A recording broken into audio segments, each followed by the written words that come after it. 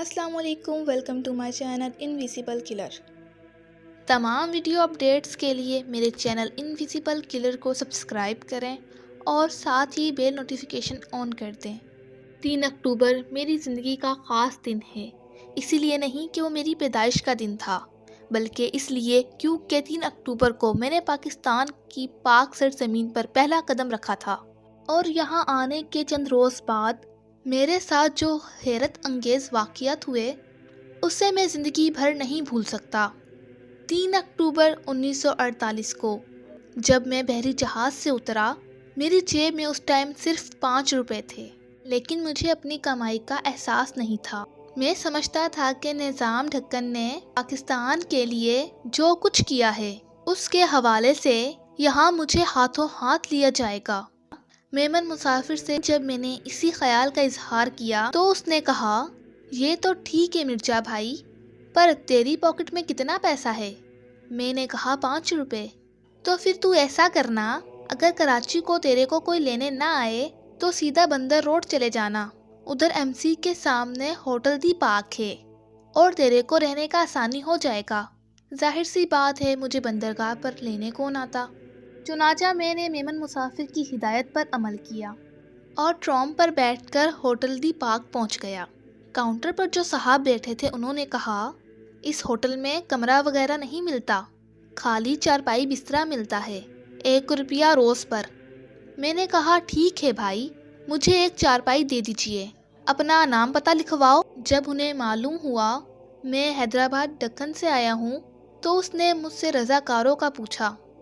میں نے پھر انہیں رازقوں کی شہادت کا حال سنایا تو وہ رو پڑے اور وہ بولے، جب تک تمہیں کوئی کام دھندہ نہیں مل جاتا تم ادھر رہو، ہمارے ہوٹل میں کھانا نہیں ملتا، ورنہ میں تمہارے کھانے پینے کا بندوبست بھی کر دیتا۔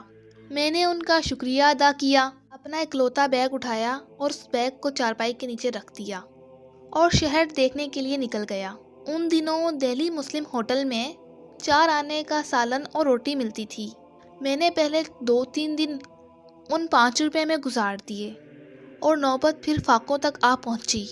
میں اپنا صورتحال کسی سے بیان بھی نہیں کر سکتا تھا، اسی لیے صبح چپ چاپ ہوٹل سے نکل جاتا اور گھومتا گھومتا صدر کے کیفے جارج والے چوک میں جا کھڑا ہوتا اور دیکھتا کوئی جان پہچان والا انسان مل جائے، لیکن مجھے وہاں پر کوئی بھی جان پہچان والا انسان نہ ملا۔ اس ٹائم میری عمر صرف 19 سال تھی۔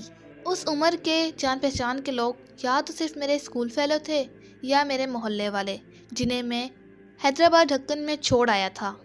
اس شہر میں ہر فرد میرے لیے ایک اجنبی تھا، پھر بھی میں آنے جانے والے انسانوں کو غور سے دیکھتا اور دل میں ہی سوچتا کیا پتہ وہاں سے کوئی ہجرت کر کے یہاں آیا ہو۔ لیکن چوتھے فاقے تک مجھے ایسا کوئی آدمی نہیں ملا۔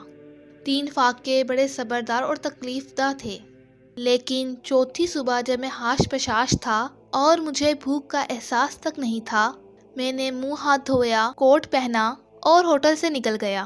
میں حسب معمول چوک کی نکڑ پر کھڑا تھا، اتنے میں ایک صاحب میرے قریب آئے، بڑے پرسکون انداز سے مجھ سے سلام کرتے ہوئے بولے، ارے بھائی مرزا صاحب، کیا حال ہیں آپ کے؟ لیکن وہ انسان میرے لیے بالکل اجنبی تھے اور میں نے انہیں زندگی میں پہلی بار دیکھا تھا۔ ان کے بے تکلف انداز سے مجھے یہ پوچھنے کی ہمت نہ ہوئی کہ وہ کون ہیں، مجھے کیسے جانتے ہیں۔ انہوں نے مجھے چائے پینے کی دعوت دے ڈالی، مگر میں ٹال گیا۔ ہمارے یہاں یہ تربیت دی جاتی تھی، جب تک 3-4 بار کھانے پینے کی دعوت نہ دے اس سے معذرت کر لینی چاہیے۔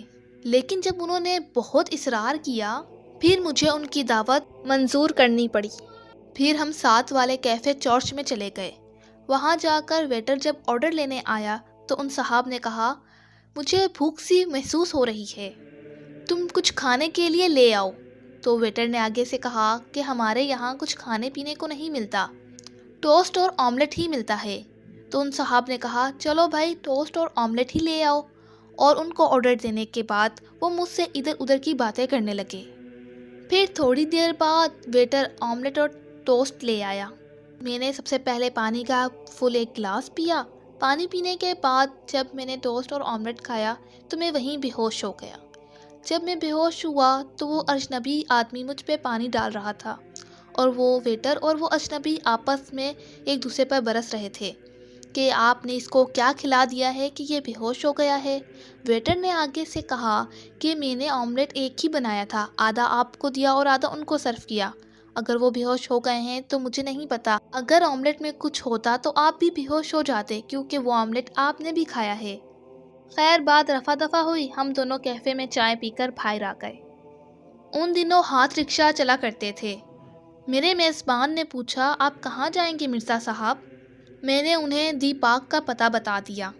انہوں نے ایک رکشہ روکا اور اس رکشے میں مجھے سوار کروایا اور خود بھی میرے ساتھ بیٹھ گئے۔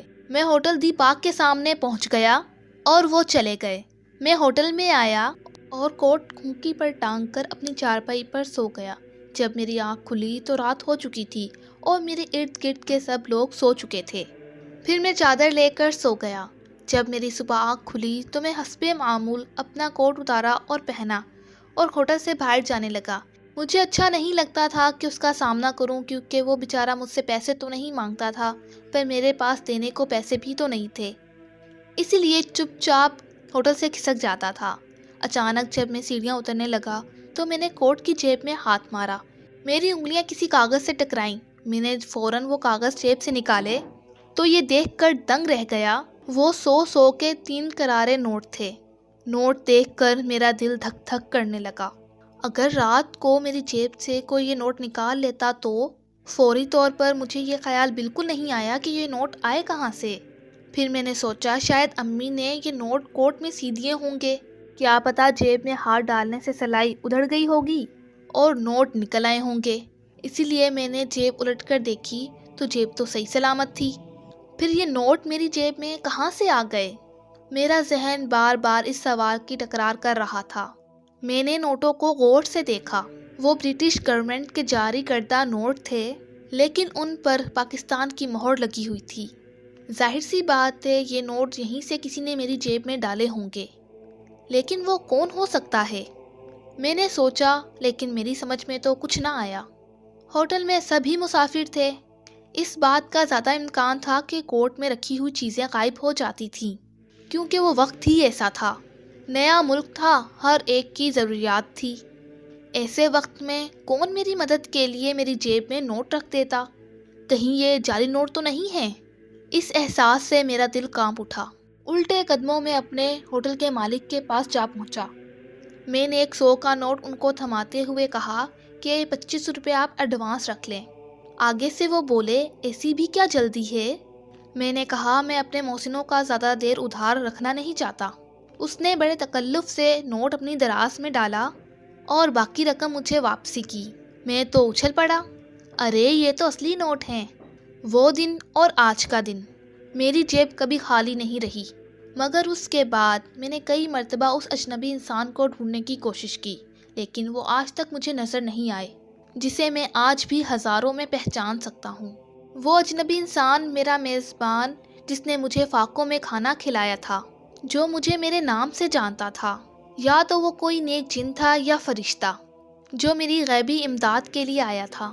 مجھے لگتا ہے یہ مہربانی اسی کی ہو سکتی ہے۔ شاید جب میں تھوڑی دیر کے لیے بے ہوش ہوا تھا، کیا پتا اس ٹائم ہی اس نے میری جیب میں یہ پیسے ڈال دیے ہوں گے کہ میں نئے ملک میں اپنا وقت اچھے سے گزار سکوں۔